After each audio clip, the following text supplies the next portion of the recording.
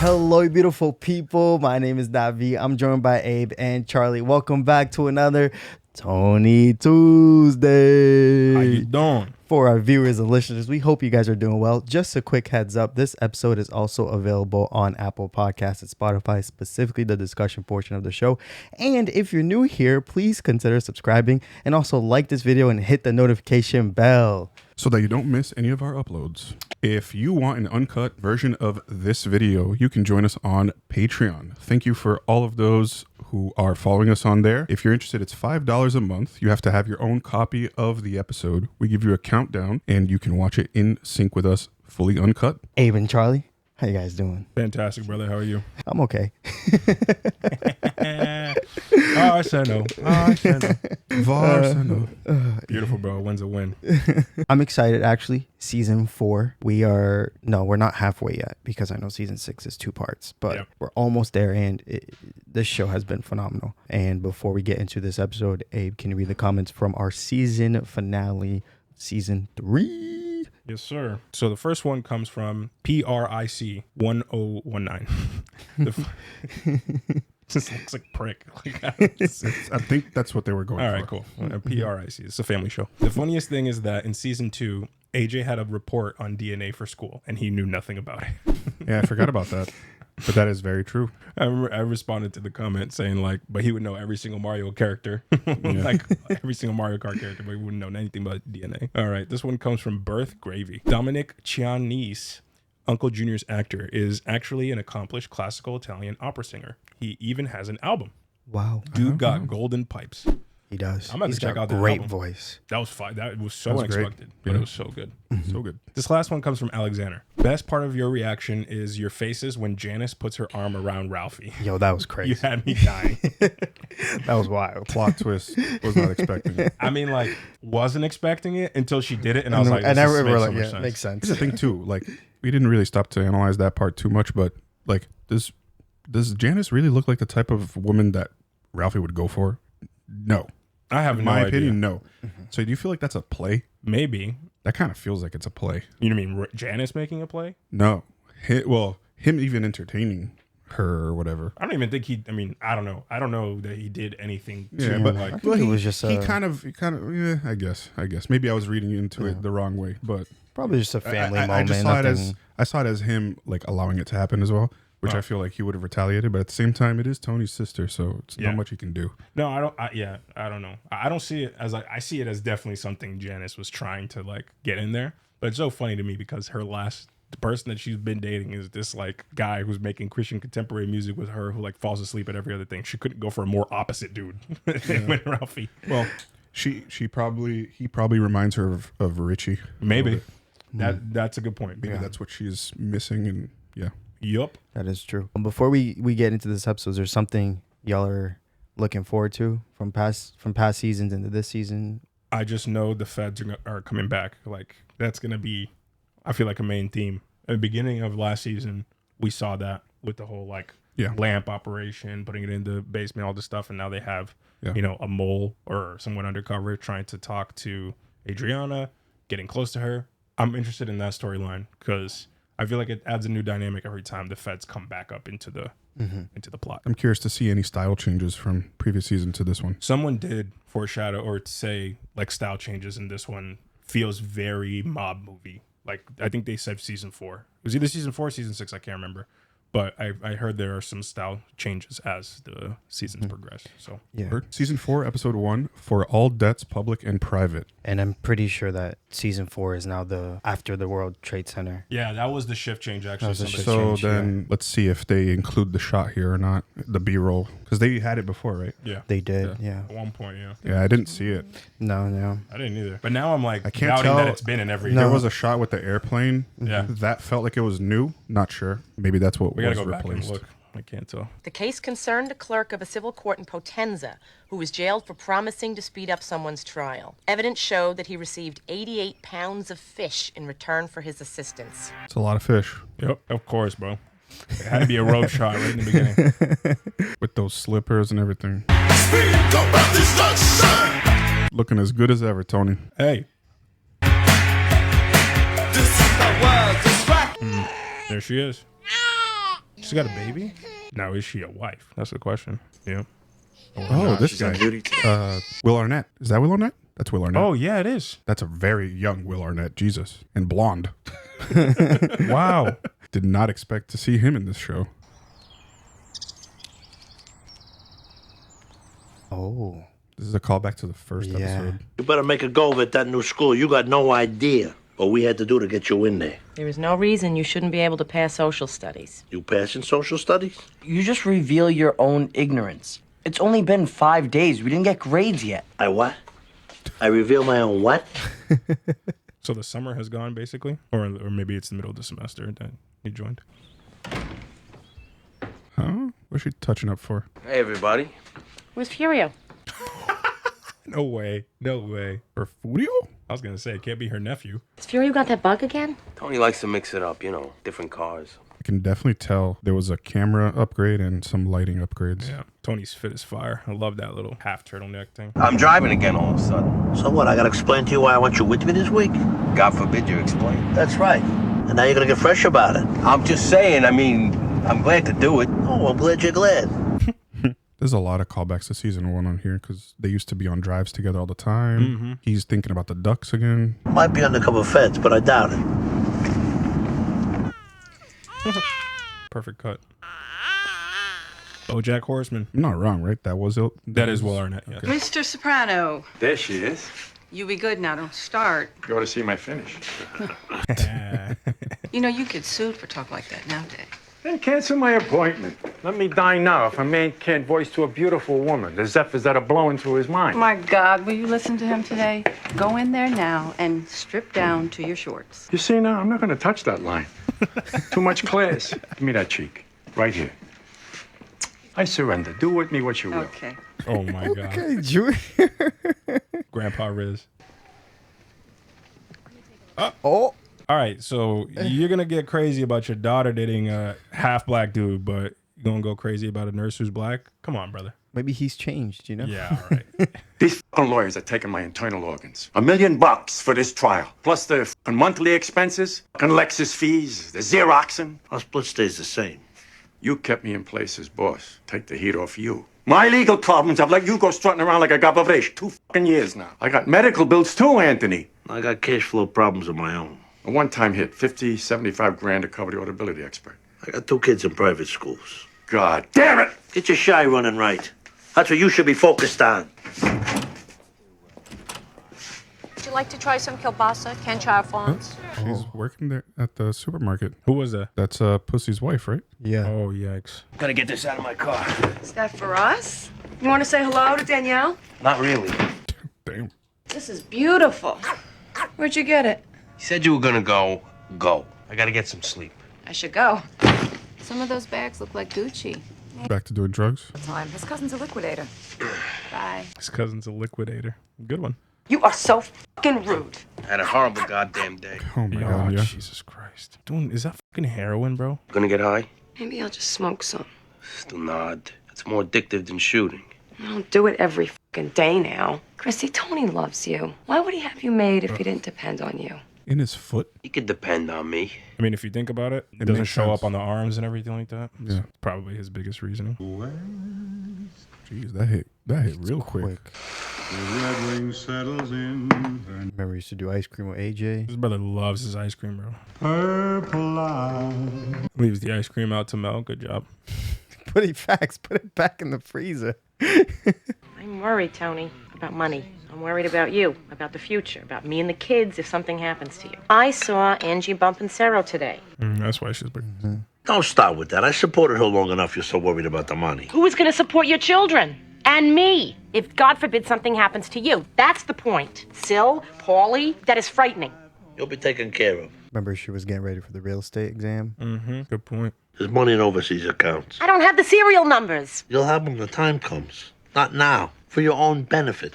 So you're not an accomplice. I'm talking about some simple estate planning, Tony, that's all. My cousin, Brian Camerata, has helped lots of people set up trusts for their kids, begin asset allocation. I can't declare X amount of my income. Your consulting fees from Barone Sanitation, you do. We file a tax return to justify the house, the cars. We could be putting aside some of that to start a portfolio. The money stays where it is. With what's going on in the world today, There's always some excuse. there's no cash in his house. Not since the last bust. She also has a good point there. He's holding on to all this cash that's losing value over time. Yeah. Better off investing it, but it is risky. What, Tone? You're wasting fucking ice. Oh, it's mostly melted. What, you gonna fucking argue with me now? Think that shit grows on trees? Ice?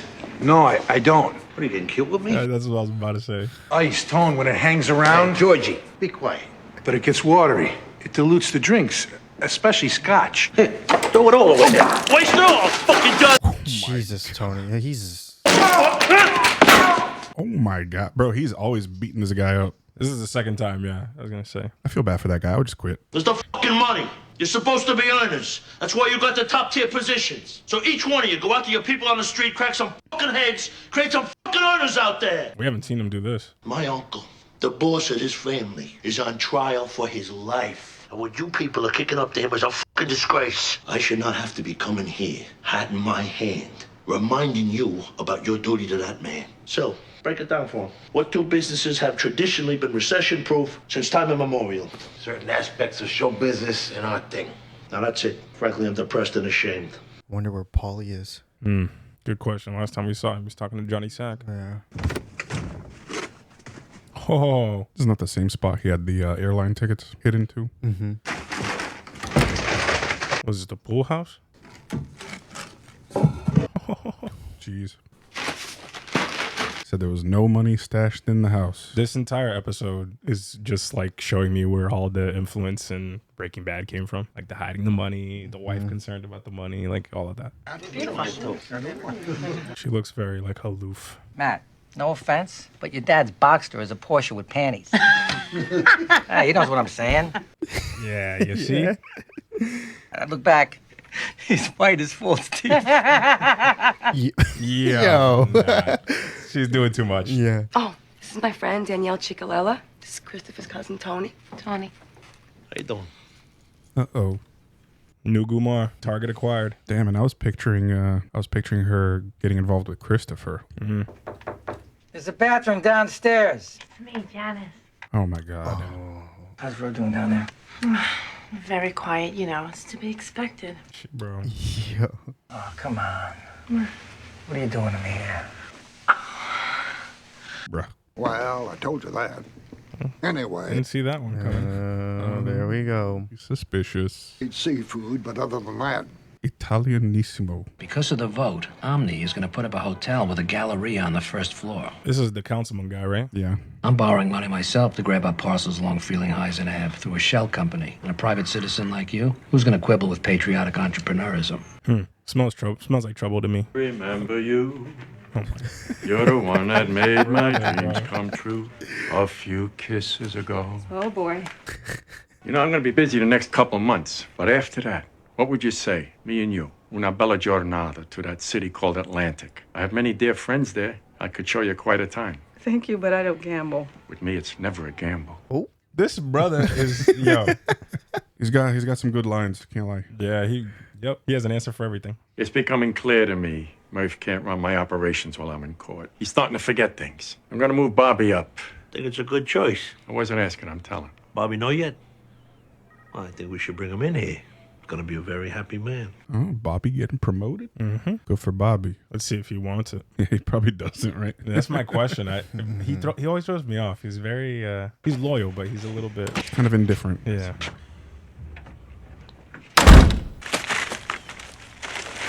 Oh, that's why he bought the bird feed. Jeez. Yeah, that's smart though. Yeah, he's getting very creative with his he does this. methods. Don't try at the beauty parlor. I got the last of the tomatoes. She's smart though. Yep. A little late in the season for ducks, no? Well, not necessarily. You know, the ones from Upper Canada, this is the south of them. In jail? I didn't realize that he was in jail. What the hell happened? What did we miss? Good question. I mean, he ran. Yeah, he ran away. Maybe they caught at the him. funeral. Of course, he's calling Johnny. What happened out there? Didn't Tony tell you? So? Just mentioned in passing that you were doing the county book in Youngstown. They didn't have long to talk. Let me first say, I can't tell you how touched I was when my nephew told me you wanted me to call. Anthony only talks to me through middlemen. So what'd they pinch you for? Gun charge. I drove out to visit Lenny Scottis. Cops pull us over for no left blinker. Long story short, they find a piece under the seat. Fucking 38. Turns out it was used in an unsolved murder out here from 8 years ago.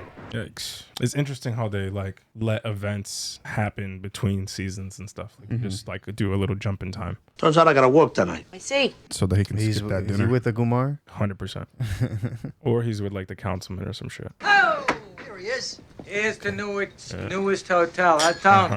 Yeah, they're celebrating in the... Oh, it's the girls from Icelandic Air. Oh, come on in. Oh my God. John said he went to a cookout at your house. Yeah. Don doesn't wear shorts. Oh. He's not like that. It's because Tony wears shorts. Yeah.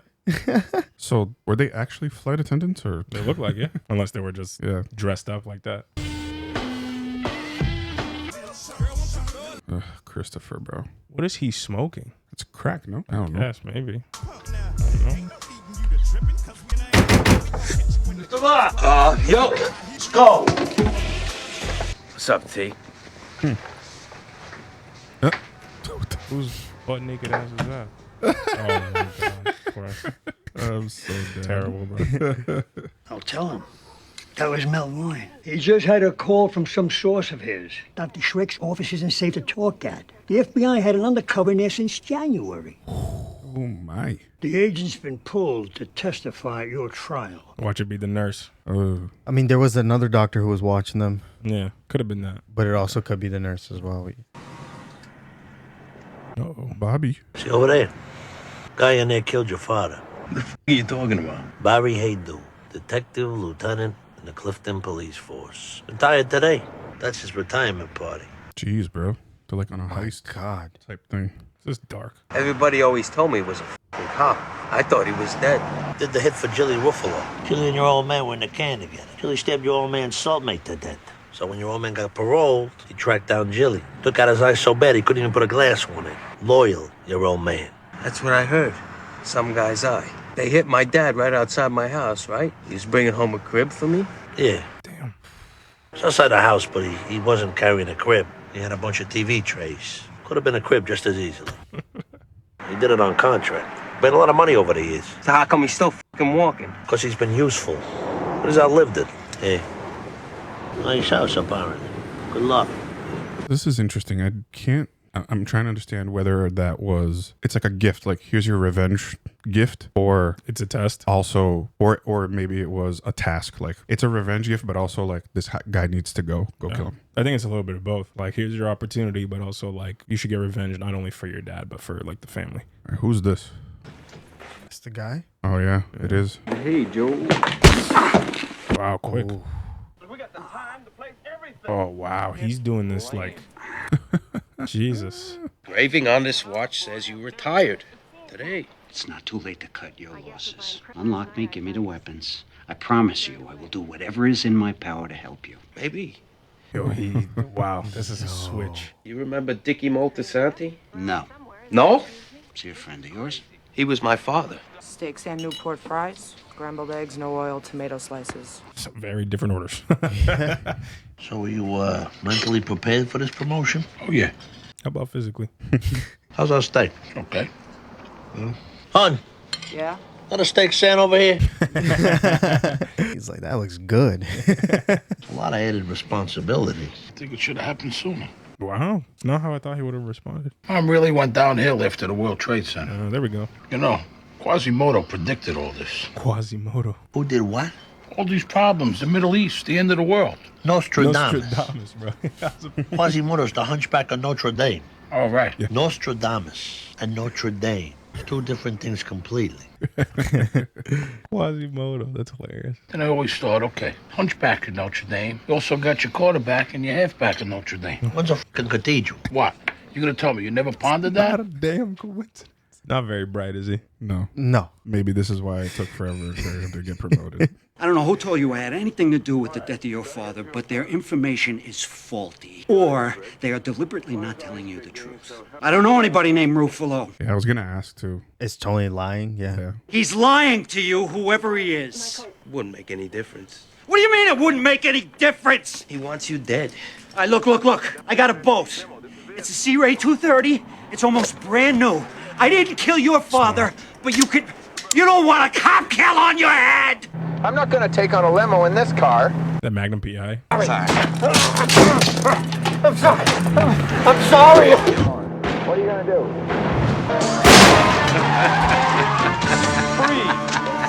Yeah, see, this is the thing. If Tony was lying to him, he took advantage of him in the perfect moment because this dude was getting high as well. Yeah. So his judgment is completely tampered with. Yeah, but he's such an idiot because, like, maybe you could have made this look like a suicide, but he just shot a fucking hole in the wall. Oh, shit. I know what happened. It's bad, but it's not worth getting yourself sick over. Won't you just sit down? Doesn't have cable. Must have been that piece of tail. Look, she probably reported the meetings. Who was there? All that shit. What was the actual conversations? What could she hear? You better hope nothing, because you were involved in every fucking one. How could you fall for that flirty shit? That's the point. Now he's pointing the blame at him. Forget about that for a minute. The shit about your legal expenses. Maybe I can give you some relief. You got that empty garage over on Freeland Heights Avenue. Been trying to sell it. I'll take it off your hands. The fuck you gonna do with it? I don't know. I'm trying to help you out. He's taking advantage. That's property on the place that he was talking to the councilman with. In New York, yeah. What did I tell her? Did I say anything could be used No. against me? Atlantic City, Jesus Christ. I'll be sitting right across from her in the courtroom. I don't think it'll be It's her. not based her, on, yeah. Based on how much they're talking about it now. Like, it's going to be that doctor that they had to shut the door on. Dr. Melfi, she's got a new hairstyle? Mm-hmm. I'm a little depressed. You on vacation? Can you describe the feelings? 2 endings for a guy like me. High-profile guy. Dead or in a can. Big percent of the time. You've never talked this frankly. I was going to say. Why don't you give it up? You rely only on family. Not many men could survive without the love and support of their wife and children. No. I'm talking about business. You trust only blood. A friend of mine stayed out of the can and in charge. Living in Florida till he was 81 years old because he only gave orders to his son. Oh. No other conversations that could come back in testimony. Son? No, not AJ. I was Christopher. He's grooming him. Anthony, why are you telling me this? I trust you. Definitely opening up a little bit more. Wow, I don't know who that is in the picture, but it looks just like him. How's Connie's kid? He's huge. Jesus. That's Jason? There's a weight problem already. 8 years old. She never had him baptized. She thought she knew everything. What's that on the table? Daddy's Navy picture? You ever miss him? Did I saddle you with a stepfather? There's your answer. He's going to put it on the fridge. Yeah, it's a token now. Oh, it was only a 20? I thought it was 100, bro. It was a $20 bill. Intro and outro with this. Great episode. We end with Illuminati. Put the song. Whoa, that episode flew. Yeah, it did. It really did. Flew. It's good pace. What a great episode. When we finished it, I talked about how fast it flew. And the pacing of it was done really well. You can tell that from this episode. Some time has passed. And we're seeing that the mob is going through a financial hardship right now. And Tony is stressing. And one big factor that came out of this episode was Christopher, and Tony revealing that he wants to mold Christopher and one day become the boss. But I was wondering what else in this episode thematically stood out to you and how you think this season will progress, starting with Abe. Couple things on the Tony and Christopher piece.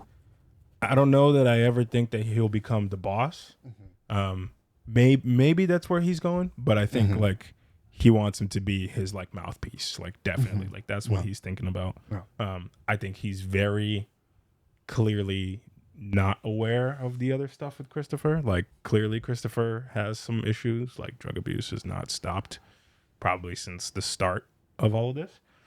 So that's one piece. And then the other thing that I was going to talk about is the episode title, which was like For All Debts, Public and Private. Yeah. I think something like that. I think that was like, it was, again, it's one of those literal symbolism things that Chase likes to do. And I think one of like the debts you're talking about Uncle Junior's lawyer fees. You're talking about, all of the things that's the hardship with money, like all of that stuff that's happening. And then you have, paying the debt of getting back at Chris's father's killer. Yeah. Right. So I thought that was an interesting play on the title and the symbolism behind that, which I thought was cool. But yeah, I think this whole season is going to be a look at Tony looking at the future and the end game, which it really hasn't been the entire time, right? It has been more like in the beginning, Tony coming into his own as the boss of the family, even though Junior's the boss, and like him trying to stabilize things in that family ever since he had that takeover, ever since he had a hit put on his head by his uncle and his mom, basically, and all of that. And now it's kind of like him trying to think about the future. How does it end? He was being very frank about that in his conversation with Melfi. And, I think he is trying to find a way out without fully, removing himself. And, his plan in theory makes sense, but I just don't think it's going to work out the way that he's planning. I mean, you saw Dr. Melfi ask him, like, why don't you just quit? Like, leave, wrap it up. And he's like, oh, you didn't let me finish. But in a way, that is exactly what he was telling her, is his plan to quit. Because he came to the realization that his ending is one of two ways. Either he dies or he's in jail. Yep. And he doesn't want that. Yep. Or he's far away from where all the BS happens. Right. Where all the business dealings and everything. Right. Like he'll have to go into witness protection or whatever. No, not even witness protection. He's talking about like moving out of the state, like moving to Florida and being the boss remotely. And basically being, of the boss from the shadows and the person who directs orders that, which is a way, especially in this time, a way to get yourself away from all of the heat that's happening with, federal investigations, RICOs, all that stuff. Yeah. I don't think he would like that lifestyle though, to be honest. Yeah, maybe not. Yeah. Maybe not. We don't know. It's hard to know with Tony, like what his motivations and what he wants outside of his life than power for his family to be good and like all that stuff. But when you take away the day-to-day for him, I wonder what does he fill his time up with? Like, does he feel like he misses that? Like, exactly. And we had some callbacks to season 1 with the Ducks. I'm just wondering, is there a difference in bringing this up for this season? Is there something that, I don't know, versus season 1, he's loving it? I don't know. I just think calling back to the Ducks doesn't make sense as into the position that he is today. I think he's reflecting on the things in life that makes him happy. Yeah. And he's seeing like the simple things in life that make him happy and bring him peace instead of all the anxiety, all of the frustration, the rage that the mob brings him. So I think all the callbacks to season 1 are showing those sides of him, especially with, like I said, we saw a lot of Christopher and Tony in the car together talking. That happened a lot in season 1 as well. He was trying to like mold Christopher and guide him. He's now back to doing that exact same thing. Yeah. But now with the purpose of like, I want to pass the torch on to Christopher eventually. Yeah, I think we had almost seen him try to make Christopher grow up right in the beginning of the first season and into the second season. I think now he thinks that he's there, or he's getting there and has made that progress. And I also think Tony sees a little bit of, we've talked about this before, but a little bit of similarity between him and Christopher.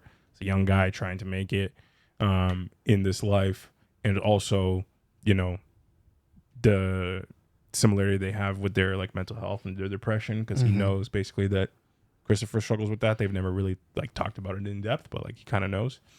And it's almost, I don't know, it almost feels like he's projecting onto him like, this is a lifestyle that you can take. Do you guys think that Christopher has progressed well in the mob, or he has progressed well at hiding what he's doing in the background? I think he's progressed, like he is talking the talk, but I don't know if he's walking the walk. I think it's both. What? For me, I think it's both. Like he is doing his thing and running his shit in the mob and like doing what he's supposed to be doing, but he's also in a bad place mentally. Yeah. So he's like back to doing drugs and all this stuff. And maybe based off of what we were seeing, his relationship with Adriana is starting to kind of have its issues again. Yeah. Yeah. My thing is this though, like all we have seen in terms of like Christopher's success is him becoming made. When we saw him get made, we saw him go through mad struggles. Like he was really struggling with the betting stuff. Yeah. He wasn't, pulling his weight with Paulie, all of that. Outside of that, I don't feel like we've seen him be a successfully made guy in terms of earning or anything like that. Yeah. We have comments here and there because Paulie will refer to him in some episodes and some scenes, and he'll be like, "Yeah, he's pulling through, like he's making the cut, he's bringing in money, whatever." Okay. So I do feel like Christopher behind the scenes, he struggled, but now he's found his rhythm. But it brings it back to me to that time where we saw Christopher have his whole crisis where he started writing scripts and wanting to make films and stuff. Like he thinks that being in the mob and following all this stuff will make him happy, but in reality it's putting him in a deeper hole. Yeah. And so I think he needs to take a step back and like see what actually makes him happy and gives him purpose in life. Yeah, I think this this whole episode though almost tells you it's not going to happen. Like right. Like the whole thing that he did with killing his father's killer, which we had a lot of doubts about placed in our minds based on that scene, based on how the guy's reacting. But the way that Christopher rather talks about it, and he's saying, "I didn't kill your father. He's lying to you." He's like, "It doesn't matter. Yeah. It doesn't matter. He wants you dead. Kill him." So to me, it's like he's almost becoming a more, I don't want to use the word brainwash, but like he's that soldier mentality of like, doesn't matter. The boss said this is what we're doing. And it almost is exactly what Tony wants from somebody that he's planning to be his mouthpiece. No questions. You tell him something, go do it. Do it.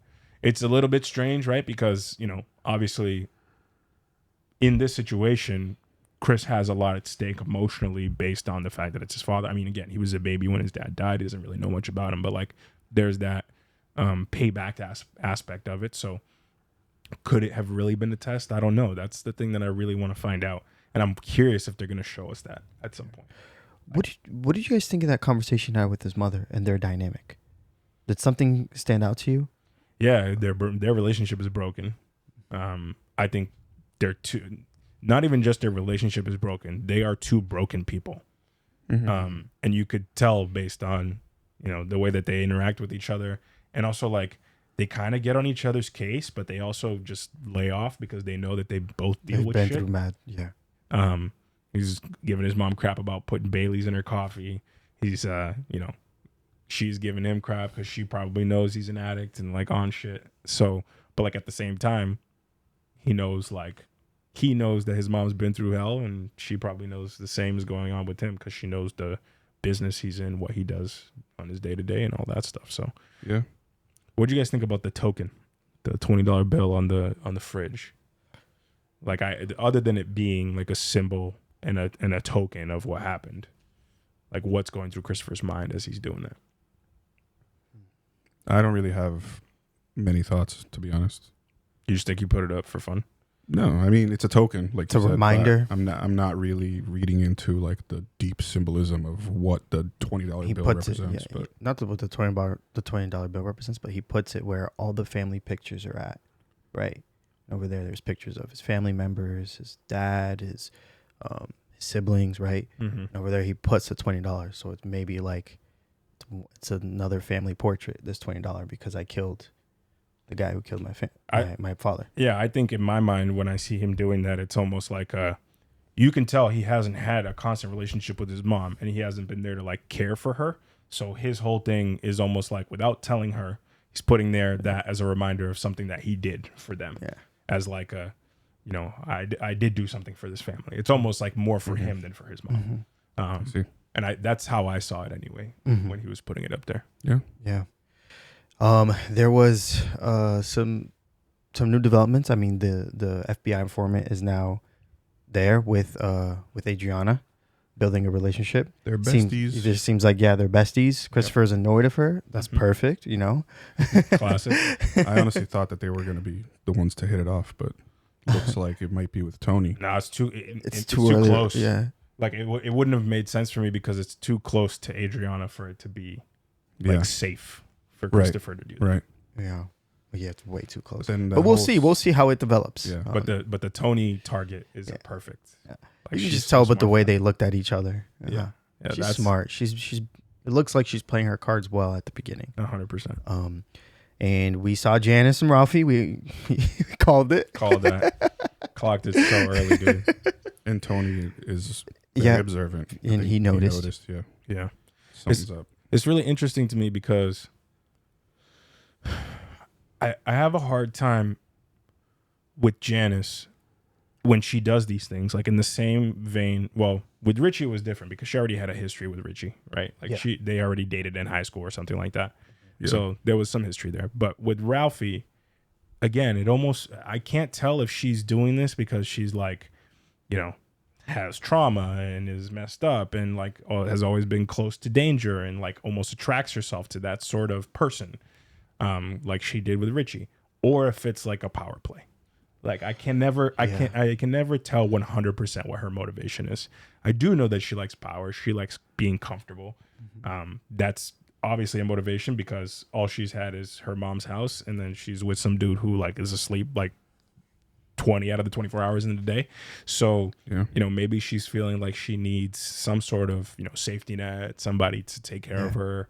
But again, like she attracts herself to these loose cannons, these people that have a screw loose. And I just find that interesting. I don't know if you guys had thoughts about that.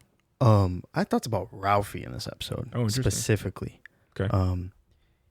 He was polar opposite to everyone in this episode. For him, if you just pay attention to Ralphie, it just felt like everything was good. He's always been like that. That's what I'm saying. And we know what's happened in the events that have taken place, right? They talk about the tragedy at the World Trade Center. They talk about how the mob is going through a financial crisis. Yep. But with Ralph, everything is good. He's wearing the really nice suit. And you look at everyone around him. They look dead. Mm-hmm. They look completely depressed. Everyone. Yep. And I wonder, is that a sign that is that the power play? But that was such an interesting direction by Chase to continue that and just showcase how, Ralphie is still, for him, everything is good. Yeah, I think with Ralphie, it's very clear he like walks to the beat of his own drum. You know what I mean? Like, if things are good for him, it's good for him. It doesn't matter what the hell else is happening around. It doesn't matter if the woman that you're with, son died and you had to put a hit out on him. Like, that doesn't matter. It doesn't matter if you beat to death a stripper that's 20 years old outside of the Bing. Like, it doesn't matter. I'm Ralphie. Like, these are the things that I see with him of like, he's just so desensitized, A, and B, he just doesn't care. Like, you know what I mean? He has that nasty streak of like, I could be terrible, but it doesn't matter. Like, life's cool for me. Yeah, and wearing that really bright white suit too. I was like, dang, that is with the scarf thing. And I'm like, yeah, I think he lives with like in his own delusion, and just he cuts out all the noise, the outside noise, and just focuses on. I think his thing himself. is power. Like, that's where he gets his fix. Yeah. Like, before when he wasn't captain, he was a lot more, how do I even call it? He's just a lot more abrasive and more like not happy. Like, you can tell that he's not happy. But like, as soon as he was made capo, like it felt like his whole demeanor changed and everything is good and it's sweet and life is chill. It's no big deal. But he had some really hard decisions to make in this last season and feels like he's coping fine. I mean, again, he's doing coke, but like, this isn't different stuff. You know what I mean? And now he's going to be cheating on Ro with Janice of all people. It's very clear that he's a dude who thinks primarily about himself. Yeah. 100%. I think if not 100%. I think him and Janice are very similar in that way. Yeah. Because that's not something that I think you could say about Richie. Like, Richie was different in that regard. I think he did have care and respect for, like, genuine care and respect for some people. He's definitely a crazy bastard, but like, Ralphie's different. Like, he is trying to figure out, how can I make this good for me? And like you said, Janice is that same way. Wow. Oh my God. Yeah. Super interesting. Yeah, it is. It's going to be, again, I love, this was one of the I would say is my favorite opening to a season. Yeah. Of The Sopranos so far, and I wonder how that will be developed. And I think, from a narrative standpoint, what we're seeing is that the tone of it, because it is after, again, 9/11 and the tragedy that took place, and it seems like David Chase is honing in on what went down in the environment of New York and New Jersey, and how everyone just felt no hope. Yeah. And it seems like we're getting that in this season as well. I remember that. I mean, I was 1 when it occurred, right? So I don't know what the state was like, but I can tell that from this environment, everyone just seems not hopeful. It just seems like People are on edge. On edge, Yeah. and we're seeing that in this season. Yeah, I think that's valid. There was another thing that I think Chase, again, with his kind of literal symbolism, especially with music, like it opened and ended with the same song, the like Think About Destruction, right? And the Think About Destruction in the beginning, it was like kind of in the beginning where we were talking about the ducks and everything, right? That callback to season 1. To me, it was in that sense like a Tony thinking about death, thinking about like existential thoughts about himself, life, the meanings of it, and all that stuff. And the end of it, it cuts to the same song with Christopher putting up the token of the guy he just killed. And it's not only to me a symbol of like think about destruction as like Christopher literally destroying somebody's life, killing somebody, but also like the symbolism of money and like the destruction that it is. Like I think the song is very political based on some of the lyrics that they were talking about, fascism, whatever. It's like think about the destruction that the world is in because people think about this one thing. And that is what the family thinks about. And that's what a lot of this episode was placed emphasis on is money. And people doing well, people being well off.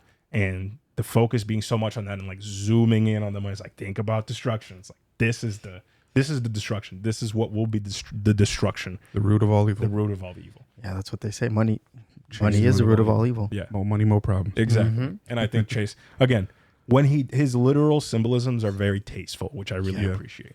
I thought that was a great way to end the episode. Yeah, it is. And Charlie brought it up from the filmmaking standpoint. It seems like they got a camera upgrade. It seems like the color grading is a little bit differently compared to a little bit different compared to season 3. Lighting wise, yeah. There's a lot more bright, like bright, but also had the moody lighting as well. Like in the scene where Tony is complaining to all of his higher ups, being like, "You guys need to get your shit together." That was very more of a dark tone. Yeah.